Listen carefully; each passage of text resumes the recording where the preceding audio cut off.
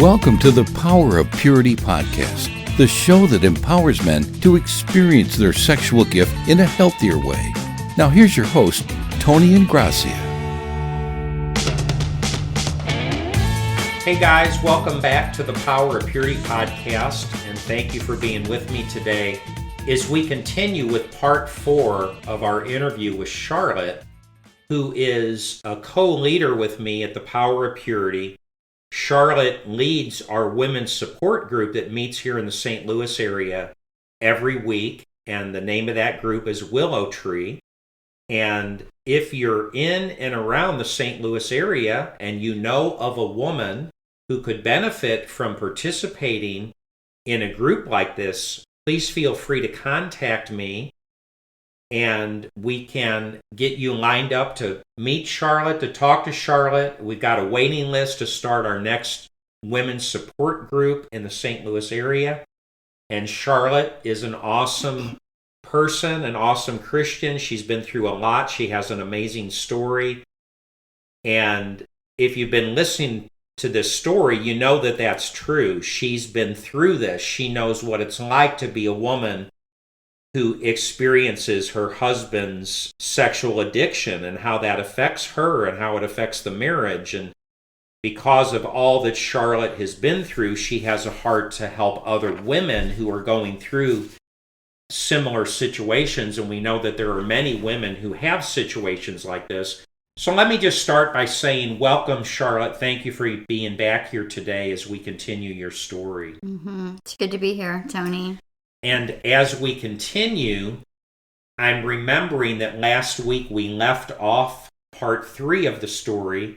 You were finally coming to a place where you were changing, you were going to private counseling, you were getting healthier in your relationship with yourself, and you were coming to the place where you were not going to continue to put up with this behavior from your husband anymore. And at that point, sure enough, you caught him again. His mother had moved into the house, and you discovered that he was acting out every single day. And so you confronted him. You took him to the park. You had a conversation. And for the first time, he was basically freaked out. He was upset. You said the color of his skin changed to white, being white as a ghost. And we observed last week that that had to do with the fact that he was upset, not because he was really admitting that he had a problem, that he had sins that he had to deal with, but he was upset because he realized you were in a different place and you weren't going to put up with this anymore. And that made me think of the passage in Corinthians where Paul says that there's a sorrow unto life and a sorrow unto death. So it feels like your husband was sad at that point that you were responding this way, but he wasn't sad for the right reason. He wasn't sad because of his sex addiction and his pornography addiction and realizing, oh my gosh, I have a problem and I need to work on me and I need to change. Instead, he's sad because he's realizing that you're upset and you're not going to put up with this anymore. So guys, there's a significant difference between that sorrow unto life and a sorrow unto death.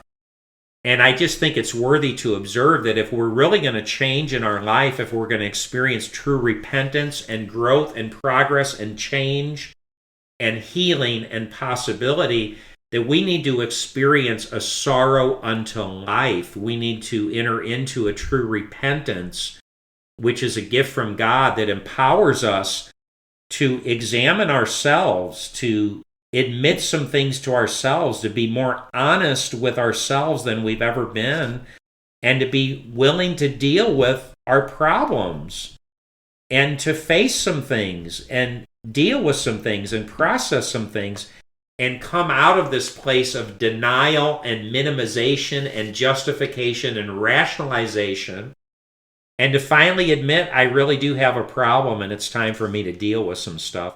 So Charlotte, it feels like you're in a new and different place, a more empowered place, a less dysfunctional place, a less codependent place, and a healthier place in your relationship with yourself.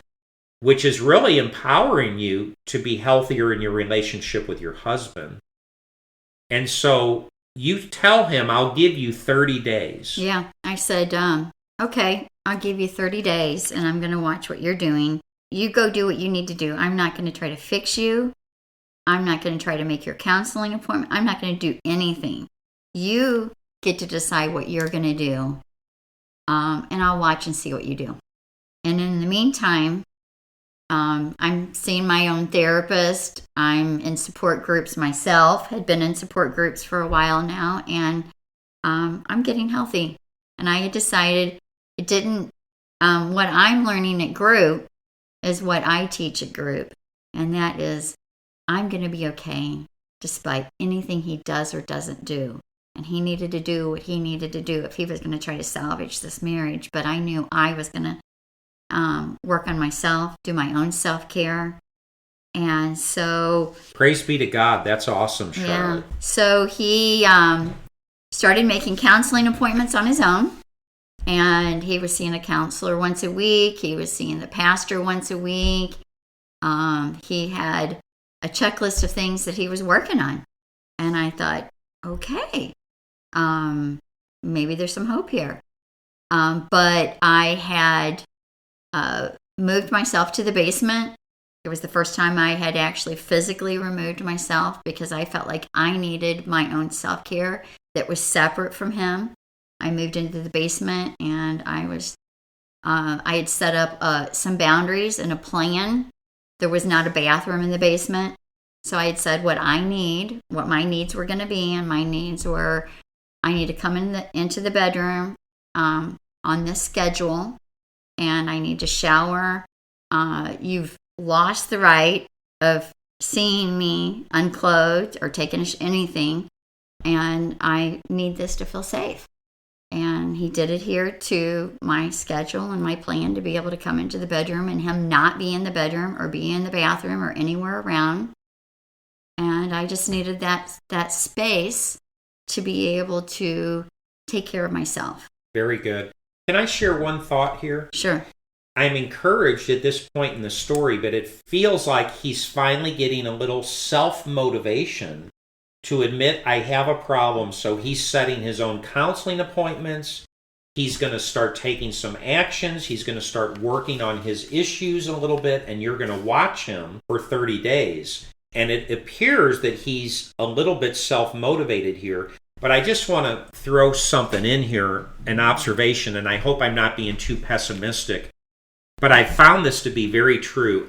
I'm suspicious of his motivation at this point. In other words, is he motivated because he's really admitting, I have a problem and I need to work on this, and I have some stuff I need to deal with? Or is he really self-motivated by your new action? You're in a new place and you're drawing some boundaries and you're getting ready to leave. And that's what's, in other words, he's motivated more by you than he is by himself. And let me just say that I will say, as a professional counselor, I have this specialty around the issue of sex, sexual brokenness, sexual addiction. So a lot of men get referred to me because of my Power of Purity ministry. So what happens is a man gets caught by his wife and he's busted and he's in big trouble and she's upset and she's ready to divorce him or to kick him out. And she demands that he change. He go to counseling. He deal with this. So he comes to counseling. But I honestly believe, Charlotte, that at least 50% of the time, and if I had to pick, I would say over 50% of the time, the reason these men come to counseling is the wrong reason. Yeah. They're not motivated properly because they're not really ready to admit they have a problem and I need to change and I need to change for me and I need to deal with this and it's finally time. They're motivated by their wife's anger and their wife's upset. So they come to counseling almost to placate their wife. Their true motive is, I'll offer some actions here to appear that I'm dealing with this and I'm going to change and I'll be different. as a peace offering to their wife because they got caught. Mm-hmm. And so sometimes it's hard to discern the true motives of the human heart and why people are really doing what they're doing. And as we move forward in your story here, I suspect that time is going to tell his true motives and how serious he really is about, is he willing to do the work that he needs to do to really initiate the changes that are necessary in his own heart and life and for the sake of the marriage. Yeah. So anyway, I'm just talking out loud, so please go ahead. No, you're right on target, Tony, and the story will unfold in that way, but you're on target. That what I caution, this is a journey, and I needed caution at this time, and I was so thankful that I was in group because I had spotters to help me not trust too soon and not even forgive too soon, to continue to guard my heart in that particular time.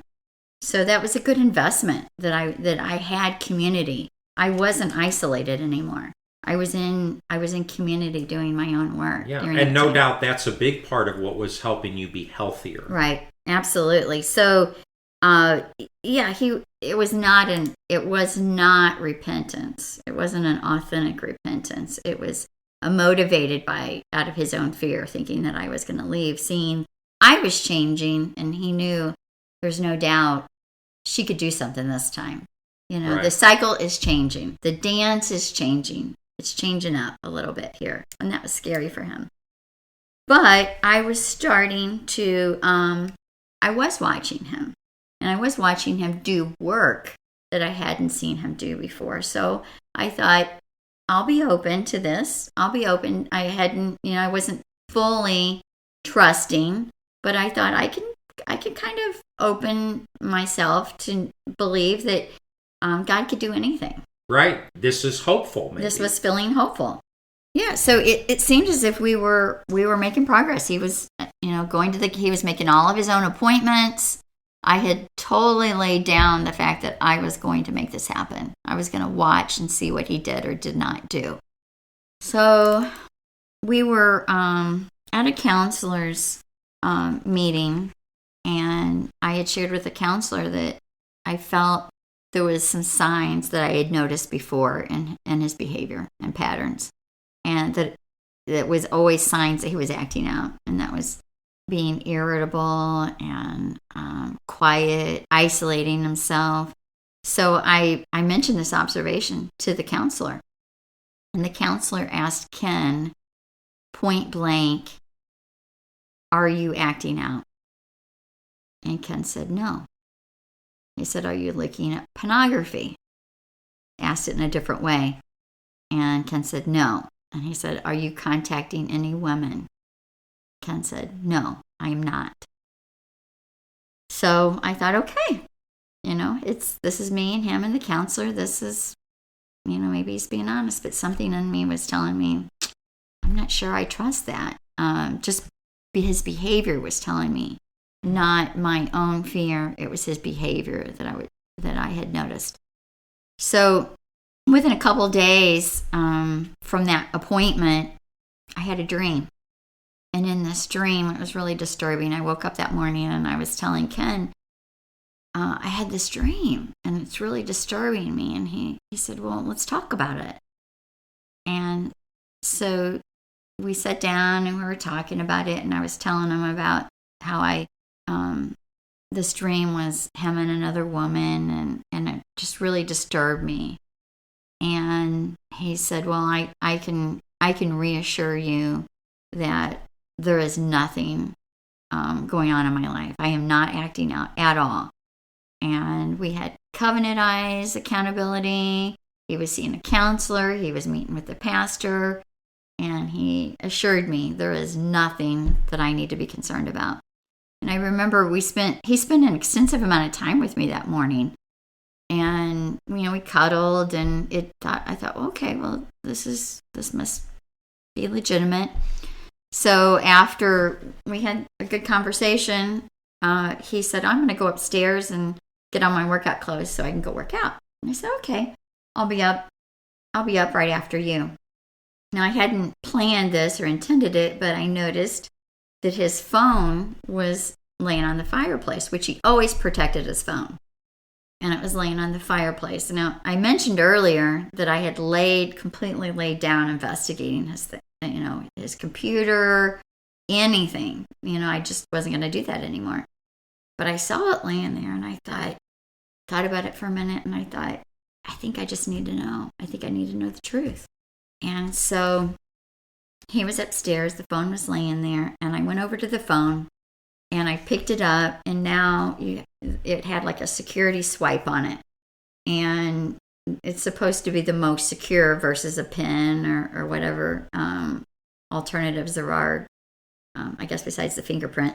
And so I went over, and I had no idea what his security swipe is, and that could be a swipe, meaning like you make a figure S or a figure 8 or a Nike swoop or some kind of motion with your finger, a swipe to open up the phone. And you don't know the swipe. I have no idea what his swipe would be.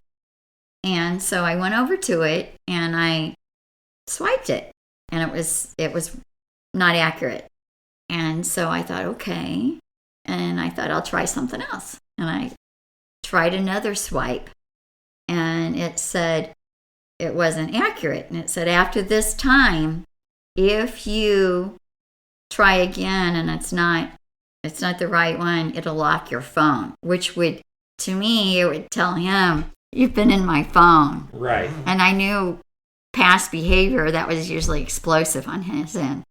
So I just stopped and I prayed, and I said, okay, Lord, I don't know if I'm supposed to be doing this or not, but I'm going to do this. And if you want me to know anything, just give me the swipe.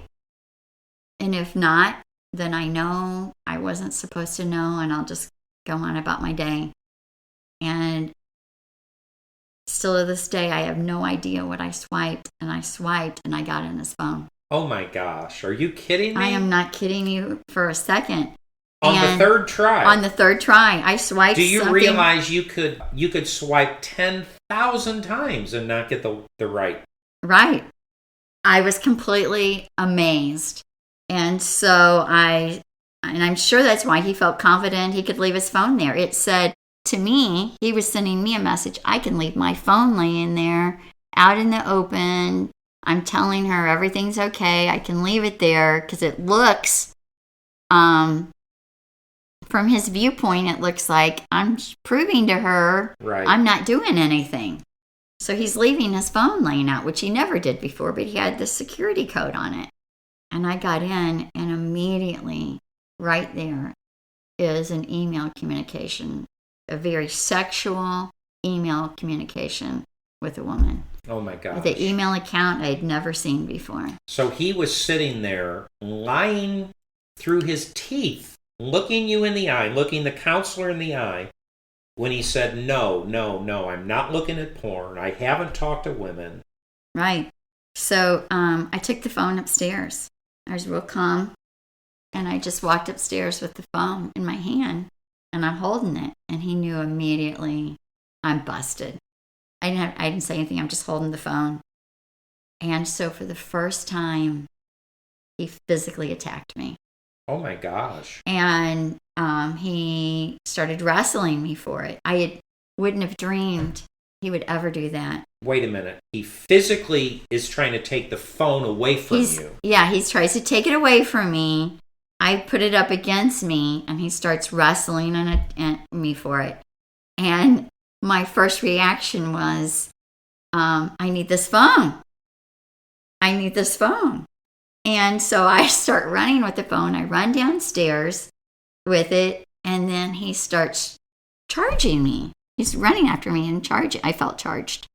And we get downstairs, and he wrestles me for the phone, and then it just, something went off in me, and I that was it. I said, okay, if this is what you want, you can have it. I'm done. That's what you want. I'm totally releasing you. You can have it. And he said, no, that's not what I want. And his mom's in the house. And he said, let's just go take a walk. So we take a walk, in our neighborhood for, I would say, Tony, it's 2-3 hour walk, hot day. And he starts sharing with me his childhood. I had no idea. Just at age, I think age 11, he starts looking at pornography in an abandoned home. When he was a teenager, he was molested, and he starts sharing all this information with me that he had never shared with me before. I had no idea any of this information. Wow. And we just keep walking, and I'm re-traumatized because for the first time in our marriage, I felt like I had hope. I had hope that he was initiating this counselor. He was starting to do some work. I was starting to feel hope, and it was all ripped out from underneath me. Then he's sharing his childhood and just all of the trauma from it. I'm literally stopping every couple houses, just getting sick on people's lawns. I'm just physically, emotionally sick. Oh my God. You see, I wonder, Charlotte, right there, again, what was his motive in disclosing his story to you? Was it he realizes you're leaving? This is it. She's leaving me. Mm-hmm. So was this another desperate attempt on his behalf to try to get you to stay? Mm-hmm. Or was he really ready to deal with his junk yet? Yeah. At the time, I always kept a cracked door for hope. I kept that cracked door. I felt like I couldn't completely close it. As I was going through my own work, I was seeing my woundedness and I was seeing his woundedness. So I kept that cracked door that I really was hopeful. Hoping that he would open the door and finally begin doing the work. And finally begin doing the work that I felt like I was doing and the freedom that I was finding for the first time in my life, in my broken life. So I kept holding out that hope that that's what he was doing too. Was it true or was it false? At the time, in the midst of it, I just wanted it to be true. Looking back, I know he was giving me just enough to keep me hanging on, just enough. That small disclosure was just enough. That's my suspicion. It's right. His next attempt to keep you there. Right, exactly. So I'm in groups. I'd mentioned that. I'm living in the basement. We have his mother-in-law in the house. And all I knew is I could not make sense of the sexual betrayal. The words that he confessed, saying, "I love you," and then all this acting out, like I couldn't reconcile it. Like, how can you love me and act out to this extent? Like this cycle, it just keeps getting worse. It was like a storm brewing. But when you see a tornado, when you see one tornado, that's bad. When you see two tornadoes and they come together, that's when then the storm really, really brews. And that's what I felt like. I felt like there was tornado after tornado and they were just merging. It just kept escalating these, and it was just getting to the extent where I didn't even know what I could believe, what was truth, what was reality. I just kept saying, Charlotte, just keep working on yourself. You just keep your focus and keep working on yourself. So that's what I did. It seemed... So what happens from this walk in the neighborhood? Are you confused about, should I leave? Maybe I should stay because now he's telling me these things. Was his technique working to confuse you and keep you off balance and get you to stay again? Oh, absolutely. Absolutely. He appealed to my compassionate heart. This was, he was hurt as a child. And I wanted to believe him. I wanted to believe, like I said, little did I know, it was really him just trying to almost give me little nuggets. He wasn't really willing to do the work. He wasn't really it was just enough to keep me hanging on. Mm-hmm. He already knew I was in the basement. He already knew I was doing my work, and if I just give her this little bit more, and what it did, if you think about it, I think it was a bit of a gaslighting technique too, because it deflected from what just happened. What I just discovered was not addressed. It was, I'll tell her now. Right. A little bit more that to makes appeal. Sense. To deflect away from the discovery that you had just made. Right. And this huge reaction you had to grab the phone and run, and this scuffle, and none of that was addressed. And you telling him, right. That's it. That's it. what you want, then you can have it. And that's what I told him. If that's what you want, then you can have it. And so I'm taking it now to another step. Yeah, so I'm thinking this disclosure that he's offering you is nothing more than an attempt to placate you into staying, to confuse you enough to settle you down from what you had just discovered. Mm-hmm. Yeah. So what I'm doing is I'm in the basement. Everything that just happened, I go back to the basement, and I just decided, because we're still within that 30-day time frame, and all I knew is I didn't have a plan. And I wasn't going to make a decision until I had a plan. And I wanted to have a clear head. I mean, this was my marriage. I wasn't going to just vacate. I told him I was going to give him 30 days to see what he would do. And within that 30 days, it started good, wasn't so good. And I was, like I said, I was in group. I was doing my work. I was going to a deeper level of my own relationship with the Lord. And I felt like I was on this roller coaster ride with him.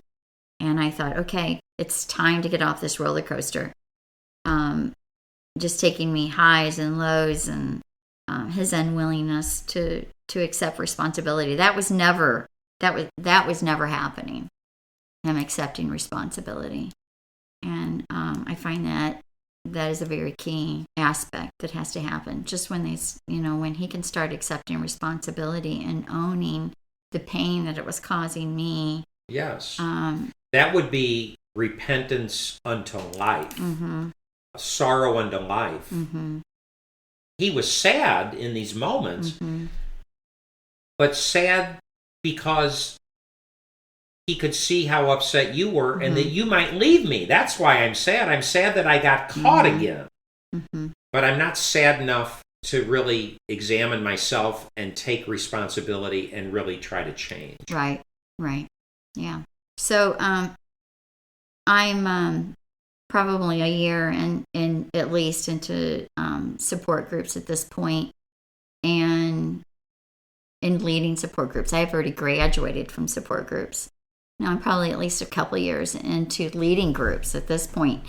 Strongly encouraging, he would go to, there would be events that he would attend with me through support groups. He went to some intensives with me over the years. And I think I believe he went for periods of time again, and didn't act out.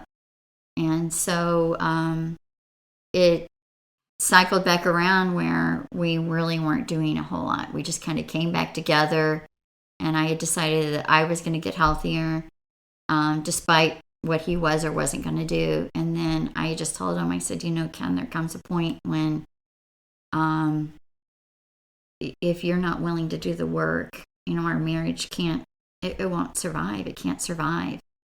And so we had a situation when we were in ministry together, and there was a lady, and they were having a relationship. Did it cross the flesh barrier? I don't think so. They didn't get physically involved, but right. There was an emotional, inappropriate texting. Right. Okay. Yeah. And emotional with some dabbling in some sexual discussions. I don't think it actually physically went there. I think it ended before that. I think she panicked. And, but I had come to the realization at that point that he was not going to do the work. It had gotten to the point where he escalated it, and I felt like that was the end of the marriage. So I left. I left the marriage. I left the home, and I gave him about a year to try to figure out if he was going to do the work. I thought I'll still even because I felt with all confidence that he wasn't going to do it as long as I was there. And I thought, with all my heart, I felt like the Lord was just sharing with me that I need this man. And as long as you're in this, I'm not going to even get this man. And so I gave him some time after we had separated, and he just kept sinking lower and lower, and eventually we had to dissolve the marriage. So did you file for divorce then? I did. After a year of separation? Yeah. And at that point, all hope was gone. You just accepted the reality this man is not going to change. And Right. Charlotte, may I say that your patience was just profound. I don't know if it was patience. I think a lot of it, to be honest, had to do with your own dysfunction. Mm-hmm. You guys were sick together. Yeah. And you finally came to the place where you were getting healthy enough to accept that I'm not going to put up with this anymore.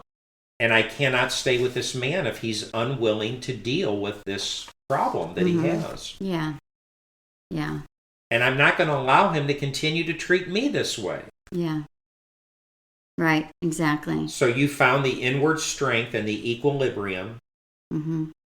and the wisdom to do what you felt you had to do at that point to terminate the marriage.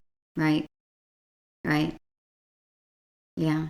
So it felt like a scary and but a brave thing to do all at the same time. It was like I had to be brave enough to step out of my own fears. But I also felt like it was a loving gesture for him too, because I still deeply cared about him. I still loved him. I still love him today. But I felt like, and I still do, feel like it was the only way that he was going to really seek doing his own work. Like I felt like all those years I discovered I came out of hiding, but he was still in hiding, and part of the hiding was behind me. Mm-hmm. And I felt like I couldn't be a part of that anymore. I couldn't be a part of participating in his lifestyle. Absolutely. And you were hopeful that maybe the action of you separating might prompt him to finally deal with things, but even then you say it seemed like he got even worse after the separation. Absolutely. He did. His acting out and such. Yeah. Yeah. So then after another year, you guys got divorced. Yeah. Mm-hmm. So I thought I would share a little bit about what I discovered in my journey, some things I discovered in my journey.